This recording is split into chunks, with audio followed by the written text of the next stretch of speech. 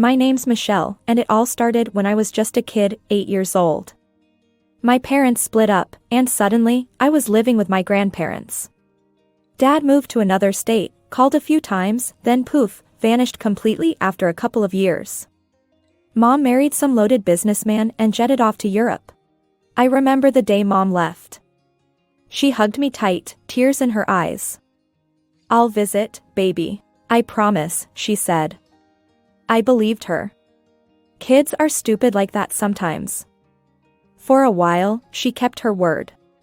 She'd sweep in once a year, always on my birthday. No husband, no new baby. Yeah, I forgot to mention, Mom had another kid. A sister I'd never met. But Mom would show up, arms loaded with gifts, smelling of expensive perfume and full of stories about her fabulous new life. Life went on. I went to school, made some friends, tried to be normal. But there was always this hole, you know? This empty space where my parents should have been. Grandpa and Grandma did their best to fill it. Grandpa would take me fishing on weekends, teach me how to bait a hook and cast a line. Grandma was always in the kitchen, cooking up a storm. She'd let me help, teaching me her secret recipes. But when I turned 13, Grandpa got sick. Cancer, the doctors said. It was quick, brutal. One minute he was there, telling his corny jokes and showing me how to fix a leaky faucet. The next, he was gone. The funeral was small. Just me, Grandma, and a handful of neighbors. Mom couldn't make it. "Business emergency," she said over the phone. I wanted to scream at her, tell her that her own father was dead, for crying out loud. But I didn't. I just said, "Okay, Mom, I understand." When I turned 16, Mom's yearly visits suddenly stopped. No explanation, no apology, just radio silence. Our relationship dwindled down to occasional phone calls, usually initiated by me. Meanwhile, I threw myself into my studies. Graduated high school with decent grades, nothing spectacular but enough to get me into a local college. Those years flew by in a blur of classes, part-time jobs, and hanging out with friends. Before I knew it, I was tossing my cap in the air at graduation. After college, I landed a job at a local marketing firm. Nothing glamorous, but it paid the bills and gave me a sense of purpose. Life was okay. Not great, not terrible, just okay. I had my routine, my friends, my cozy little world in Grandma's house. But life, that sneaky bastard, had other plans. It started with Grandma forgetting things. Small stuff at first, where she put her glasses, what day it was. I brushed it off as old age. But then it got worse. She'd forget to turn off the stove, wander out of the house in her nightgown. The diagnosis came like a punch to the gut, Alzheimer's. I tried my best to take care of her, but it was hard. Watching the woman who raised me, who was my rock, slowly slip away, it was hell. The day she died, I was holding her hand. She looked at me, really looked at me, for the first time in months. "Michelle," she said, her voice barely a whisper, "I love you, sweetheart." And then she was gone. I called Mom, choking back tears. "Mom, Grandma's, she's gone." There was a long pause on the other end. "Oh, Michelle," she finally said, her voice oddly flat. "I'm so sorry. I can't get away right now. Work is just crazy. You understand, don't you?" So I planned the funeral alone. Picked out the casket, arranged the flowers, wrote the eulogy. The service was small, just like Grandpa's.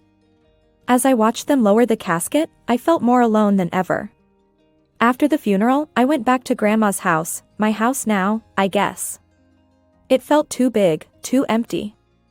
But I couldn't bear the thought of leaving. This was my home, filled with memories of the two people who'd raised me. Life went on. I threw myself into work, trying to fill the void Grandma left behind. Months passed, then a year, then 2. Then, out of the blue, Mom called.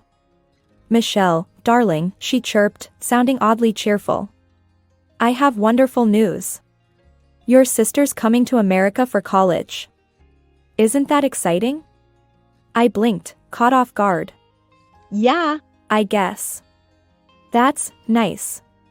Here's the thing, Mom continued, her voice taking on that syrupy sweet tone she used when she wanted something. She wants to go alone, but I'm worried about her. I was hoping she could stay with you. I felt my stomach drop. Mom, I don't think. Now, Michelle, she cut me off, her voice suddenly sharp. Let's not forget who that house really belongs to. I'm the direct heir, you know. I've been very generous letting you live there. The least you could do is look after your sister. I felt like I'd been slapped. But Grandma left the house to me, I said weakly. She wrote a will.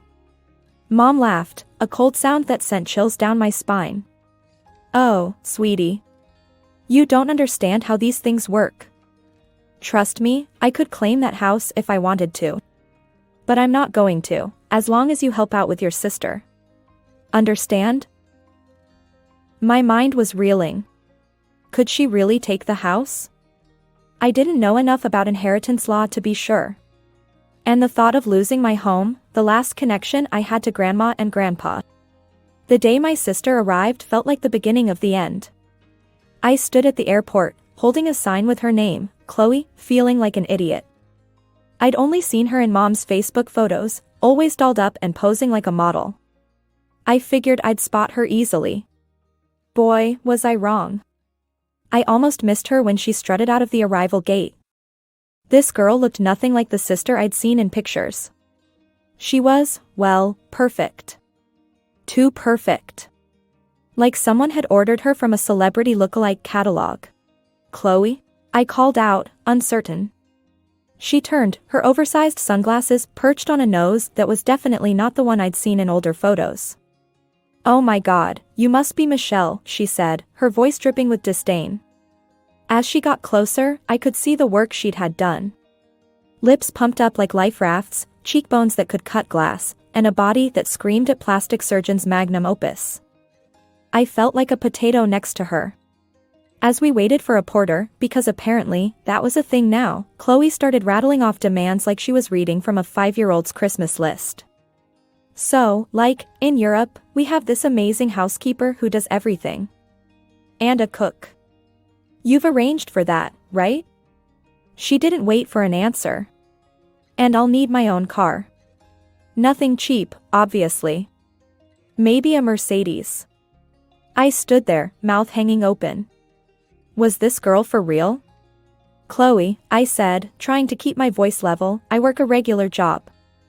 I can't afford. She cut me off with a wave of her manicured hand. Ugh. Whatever. Mom will take care of it. Let's just go already. We made it to the parking lot, and I led her to my car, a beat-up old Honda that had seen better days. Chloe took one look at it and lost her mind. What kind of squalor is this? Each word was like a slap. You expect me to ride in that thing? Before I could respond, she whipped out her phone. Mom? Yeah, It's me. You will not believe what Michelle is trying to make me ride in. It's practically a death trap. Huh? Yeah. Okay, love you too. She hung up and turned to me, a smug smile on her face. Mom's arranging for a car service. You can take that rust bucket home yourself. An hour later, Chloe's fancy town car pulled up in front of Grandma's house. As soon as we stepped inside, Chloe's dramatics reached new heights. Ugh. It smells like old people and mothballs in here, she shrieked. This is, like, a health hazard or something. We need to throw everything out and start over. I watched in horror as she stomped through the house, criticizing everything from the worn carpet to the family photos on the walls. When she reached my bedroom, she tossed her designer bag on the bed. This room's mine now. You can sleep. I don't know, wherever. The couch maybe?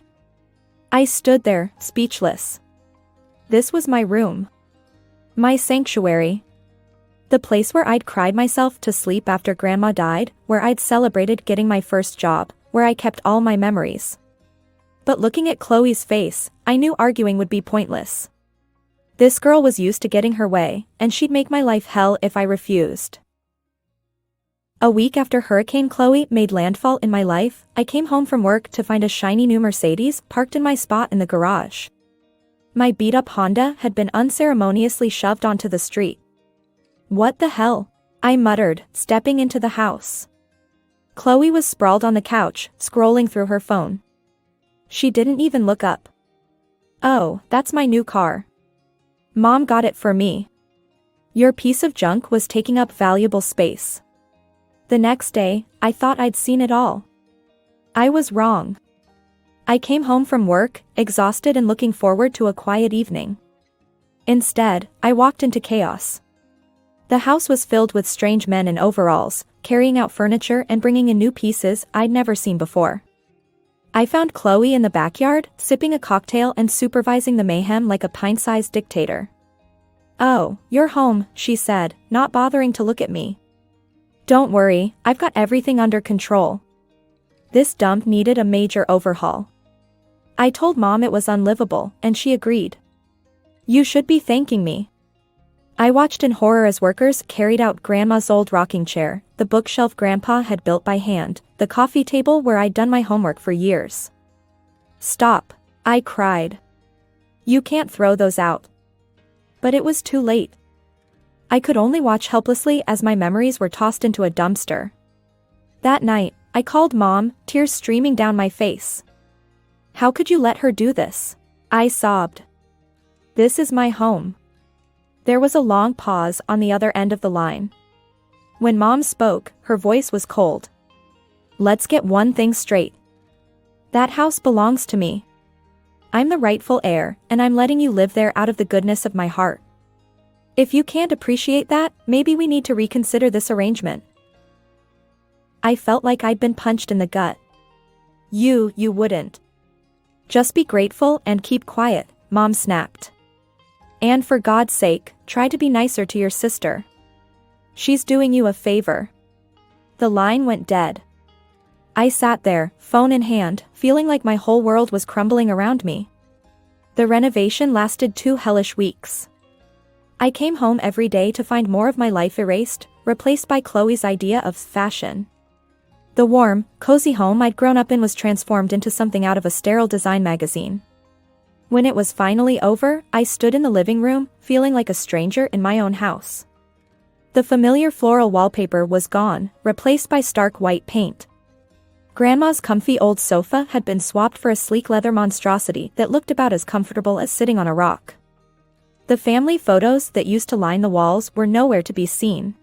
As I retreated to my new room, the smallest bedroom, since Chloe had claimed the master for herself, I couldn't shake the feeling that I was losing more than just furniture. I was losing my connection to Grandma and Grandpa, to the life I'd built here. Just when I thought things couldn't get any worse, Chloe decided to turn our house into party central. It started small, just a few friends over on a Friday night. But soon, it was like living in a nightclub that never closed. Every weekend, sometimes even on weeknights, the house would fill up with Chloe's college buddies. They were all cut from the same cloth as her, rich, entitled, and looking down their noses at everything and everyone they deemed beneath them. Which, apparently, included me. One night, I overheard Chloe talking to one of her friends in the kitchen. I wasn't eavesdropping, I swear. I was just trying to grab a quick snack before retreating to my room to escape the chaos. "Who's that?" I heard a girl ask. "She looks kinda old to be here." Chloe's laugh was like nails on a chalkboard. "Oh, that's just Michelle. She's like this distant cousin or something. Mom lets her work here as a maid." I slammed the fridge shut, not caring if they heard me. Tears stung my eyes as I stormed back to my room. How dare she?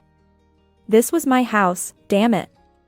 The next morning, after Chloe had finally rolled out of bed around noon, I confronted her. "No more parties," I said, trying to keep my voice steady. "This has to stop. I'm tired of coming home to a house full of strangers.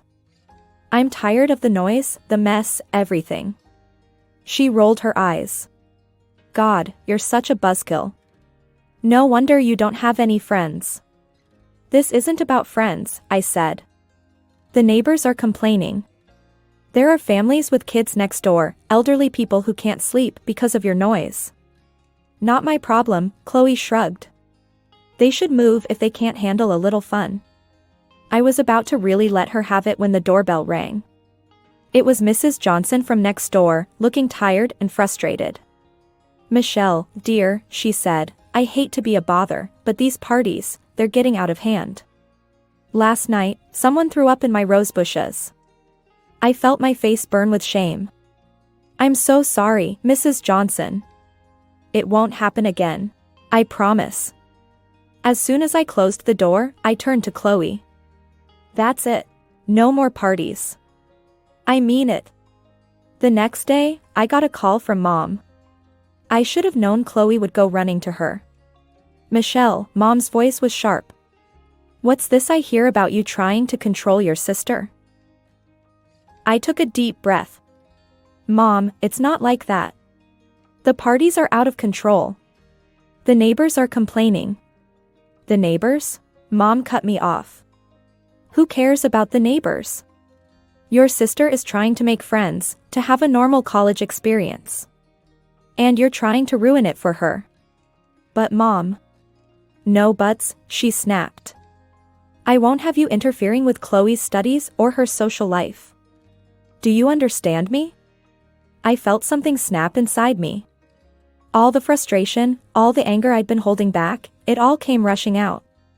No, Mom, I don't understand, I said, my voice shaking.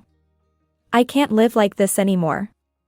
Take your precious Chloe back to Europe if you want, but I'm done being her maid and punching bag.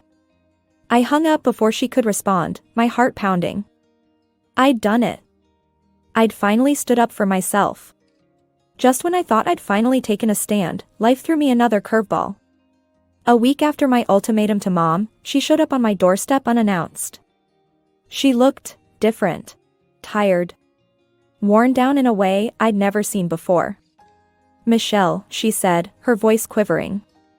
We need to talk. I let her in, my mind racing. Was she here to take the house? To drag Chloe back to Europe? Instead, she dropped a bombshell that left me reeling. I'm sick, Michelle, she said, tears welling up in her eyes. The doctors, they don't think I have much time left. I felt like the floor had dropped out from under me. What? Mom, what are you talking about? She went on to explain about some rare disease, using medical terms I didn't understand. But the gist was clear, Mom was dying. That's why I need you, sweetheart, she said, gripping my hand. Chloe, she's going to need someone when I'm gone. Someone to guide her, to be there for her.